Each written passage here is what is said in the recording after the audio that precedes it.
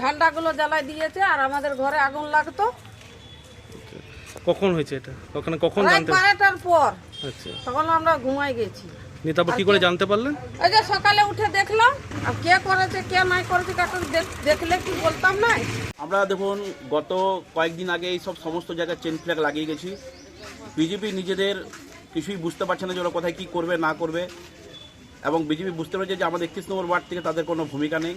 তারা রাত্রির অন্ধকারের মধ্যে এসে এই সব নোংরামি কাজ করেছে। আমরা বলতে চাই তোমরাও এখানে পোস্টার লাগাও, তোমরাই চেন ফ্ল্যাগ লাগাও, সব কিছু লাগাও, কিন্তু আজকে ধরুন এই গরিব মানুষের বাড়ির সামনে আগুন লাগিয়ে দিচ্ছে পোস্টারের মধ্যে। আজকে ধরুন পোস্টার যদি আগুন লাগাতে গিয়ে সে পার্টি নাহলে ক্ষতি হতো, সাথে সাথে দুটো এখানে পুরো ফ্যামিলির ক্ষতি হতো। এটা তো আমরা কোনোদিনই এইসব চাই না। আমাদের 31 নম্বর ওয়ার্ডে বাড়িতে গিয়ে ছেট করছে, তোমার ছেলে বিজেপি করছে, থাকতে পারবে তো? বিজেপি ভোট দিচ্ছ, ভোটে ভোট দেখে নেবো। তৃণমূলের কালচার, তৃণমূলের সংস্কৃতি, তারা ফ্ল্যাগ পোড়াচ্ছে, বিজেপি বদনাম করছে। তারা মুখে কালি দিচ্ছে, বিজেপি বদনাম করছে।